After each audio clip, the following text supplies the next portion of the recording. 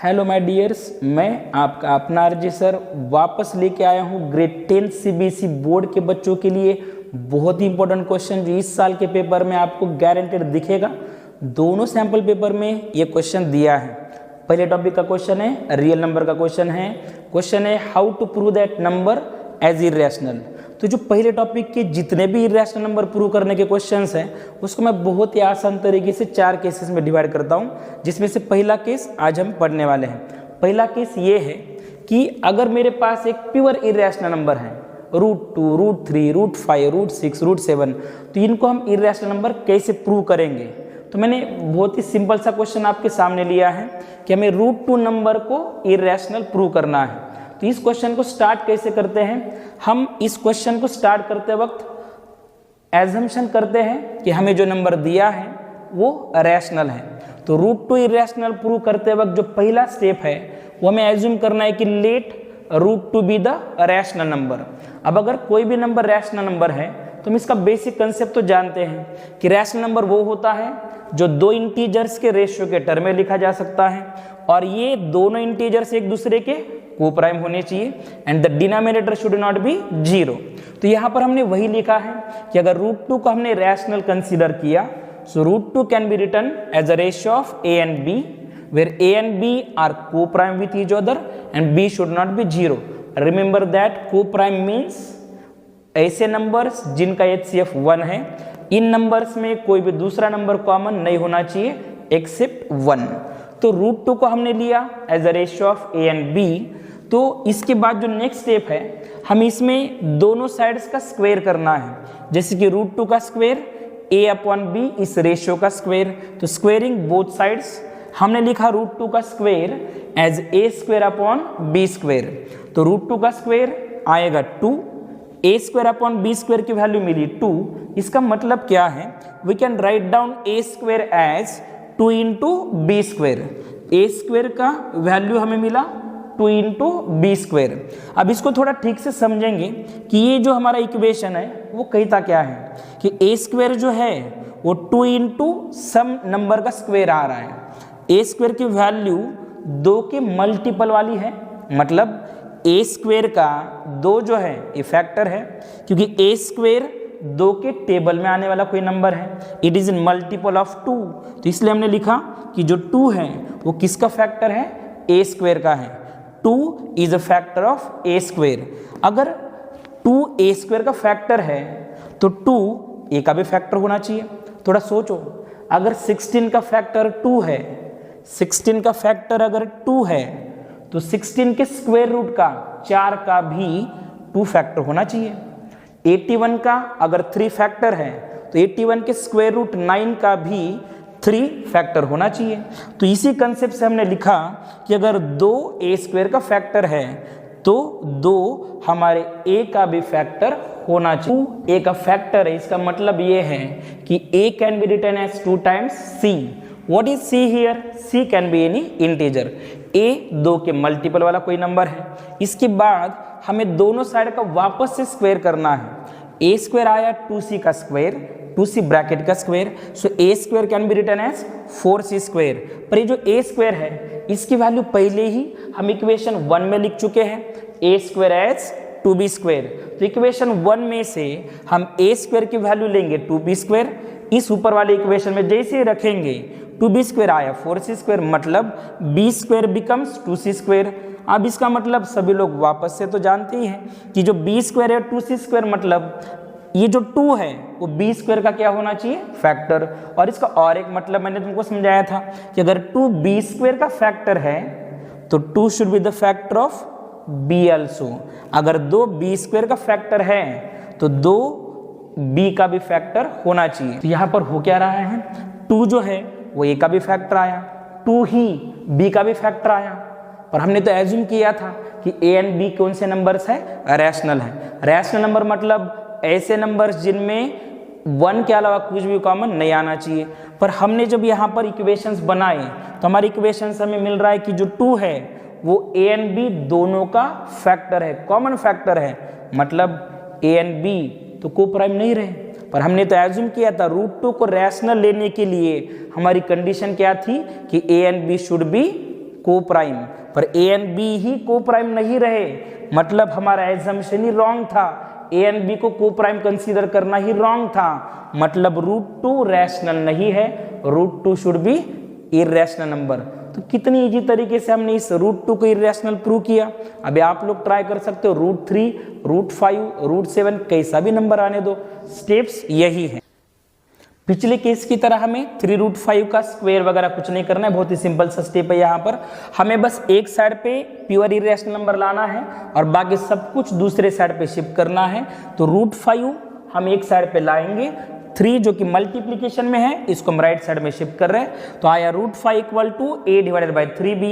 अब a integer है हमें पता है, 3b भी इंटीजर आएगा, जरा सोचो 3b भी इंटीजर ही होने वाला है, एंड a एंड 3b ये दोनों नंबर्स यहाँ पर एक दूसरे के को प्राइम्स ही होने वाले हैं, मतलब a/3b ये जो रेशियो है ये तो रैशनल हो गया क्योंकि ये दोनों इंटीजर्स है, दोनों को प्राइम्स है। मतलब इसका जो लेफ्ट साइड है इसके राइट साइड की वजह से क्या बनने वाला है, रैशनल बनने वाला है। a/3b रैशनल है तो √5 इज ऑल्सो रैशनल नंबर, पर ये तो कॉन्ट्राडिक्शन है, या तो बोर्ड में दिया जाएगा कि √5 इरेशनल है, या फिर हमें पहले ही पता है कि √5 इरेशनल होता है। इस फैक्ट के लिए ये तो कॉन्ट्राडिक्शन हो गया कि √5 यहाँ पर हम बोल रहे हैं कि रैशनल नंबर है, पर फैक्ट ये है कि √5 तो इरेशनल है। सब कुछ क्यों हुआ, क्योंकि हमने 3√5 को रैशनल नंबर कंसीडर किया, जो कि हमारा एजम्पशन रॉन्ग है। तो इस तरह से मल्टीप्लिकेशन या डिवीजन में जितने भी नंबर्स हमें पूछे जाएंगे, एक रैशनल एक इरेशनल, उनमें हमें एक साइड पे प्योर इरेशनल नंबर लेना है, बाकी सब कुछ दूसरे साइड पे शिफ्ट करो। दूसरा साइड जो है हमें ये प्रूव करना है कि दूसरा साइड मिलेगा रैशनल नंबर, पर जो लेफ्ट वाला साइड है या जो हमारा अदर साइड है वो तो इरेशनल नंबर आएगा।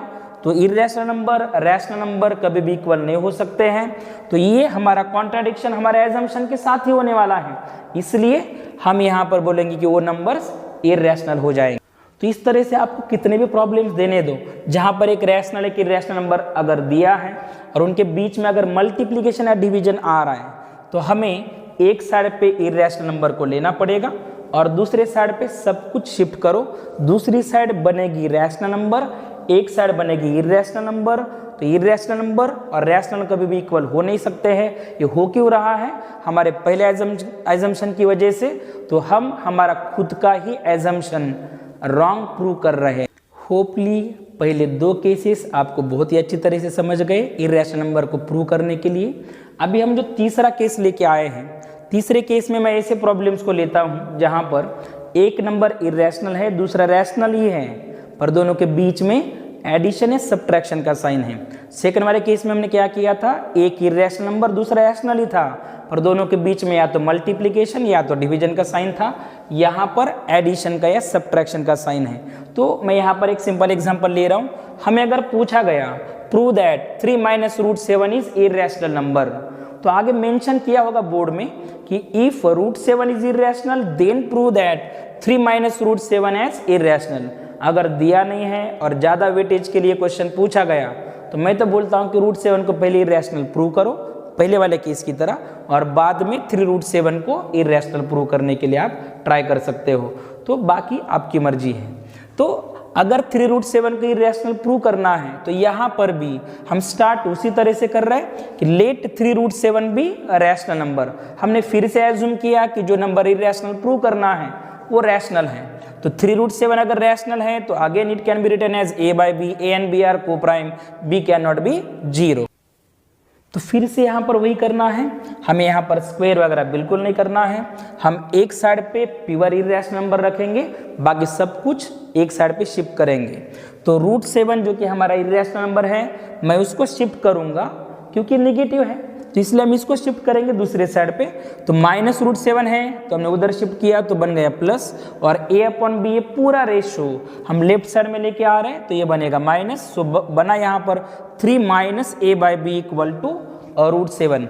एक साइड पे हमने लिया इरेशनल नंबर, एक साइड हम प्रूव करने वाले हैं कि रैशनल है। तो यहाँ पर अगर हम इसको सिंप्लीफाई करेंगे बाय टेकिंग LCM, तो हमें इक्वेशन मिलेगा 3b - a/b = √7। तो फिर से 3b एक इंटीजर है, a एक इंटीजर है, 3b माइनस a भी एक इंटीजर आएगा, डिनोमिनेटर भी यहाँ पर इंटीजर ही है, तो numerator 3b minus a and b integers है, ये भी एक दूसरे के कोप्राइम्स ही है, इसलिए ये जो रेशियो है it should be rational number. ये रैशनल आ गया मतलब ये भी रैशनल होना चाहिए, तो हम यहाँ पर प्रूव कर रहे हैं कि √7 रैशनल है। तो फिर से ये कॉन्ट्राडिक्शन हो गया कि ये जो फैक्ट है √7 तो इरैशनल नंबर है, या तो मेंशन किया है या तो हमने यहाँ पर लिखा we know √7 is irrational number, तो इरैशनल नंबर तो बन रहा है रैशनल नंबर, तो ये कॉन्ट्राडिक्शन हो रहा है। Irrational number can not be equal to a rational number. ये सब किस लिए हुआ? क्योंकि हमने 3 माइनस √7 को रैशनल कंसीडर किया था। 3b minus a and b are integers and co-primes, so 3b minus a by b becomes rational number, means √7 is also becoming rational number. This contradicts the fact that √7 is irrational number, so our assumption is wrong. 3 minus √7 should be irrational. इस तरह के हम कितने भी question बना सकते हैं जहां पर रैशनल और इरैशनल नंबर के बीच में एडिशन सब्ट्रैक्शन का साइन आएगा। यहाँ पर प्लस आ सकता है, यहाँ पर √5, यहाँ पर कोई भी नंबर दे सकते हैं, एक रैशनल दूसरा इरैशनल, बीच में प्लस माइनस का साइन देंगे। तो प्रोसीजर यही है कि एक साइड पे इरैशनल नंबर लाओ, बाकी सब कुछ मैथमेटिकल ऑपरेशन से दूसरे साइड पे शिफ्ट करो, दूसरी साइड हमें प्रूव करनी पड़ेगी कि वो रैशनल है, और एक साइड हमें दी जाती है कि वो इरैशनल है। तो रैशनल और इरैशनल दो इक्वेशन में कभी भी इक्वल नहीं आएंगे, तो ये हमारा एजम्पशन हम खुद ही रॉन्ग ठहराएंगे, और इस तरह से हम 3√-7 या कोई भी नंबर जो हमें दिया होगा उसको इरैशनल बहुत ही अच्छी तरह से प्रूव कर सकते हैं। होपली पहले तीनों केसेस आपको बहुत इजी लगे होंगे इरैशनल नंबर्स को प्रूव करने के। तो लास्ट वाला केस है जहां पर दोनों नंबर्स इरैशनल हैं, उसका एडिशन या सब्ट्रैक्शन हमें इरैशनल प्रूव करने के लिए बोला जाएगा। तो मैं एक सिंपल सा एग्जांपल यहां पर दे रहा हूं कि हमें अगर प्रूव करने के लिए बोला गया √3 + √5 इरैशनल है, बोर्ड में मेंशन किया जाएगा दोनों में से एक नंबर को इरैशनल, जैसे कि समझो इस प्रॉब्लम में दिया है कि √3 is irrational, then prove that √3 + √5 is irrational. तो इसको भी स्टार्ट करेंगे कैसे? ऐसे ही कि √3 + √5 को हम लेने वाले हैं फिर से रैशनल नंबर। अगर ये वापस से रैशनल नंबर है तो हम इसको लिख सकते हैं as a ratio of a and b, where a and b are co-primes, they are integers, b should not be 0। तो √3 + √5 को लिया गया a by b, पर इसके नेक्स्ट वाली स्टेप आपको याद रखनी है।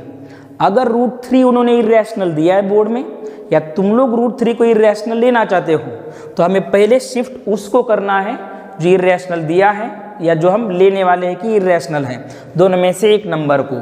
तो हमने यहाँ पर लिया √3 इरैशनल, तो √3 को हमें शिफ्ट करना है, तो लेफ्ट साइड में बचा √5, राइट साइड आ गई a by b माइनस √3। हम यहाँ पर √5 को लिखने वाले हैं a minus √3b upon b, simplify किया एलसीएम निकाल के। अब इसके बाद की स्टेप याद रखनी है बाबा, हमें यहाँ पर दोनों साइड का वापस से स्क्वायर करना है।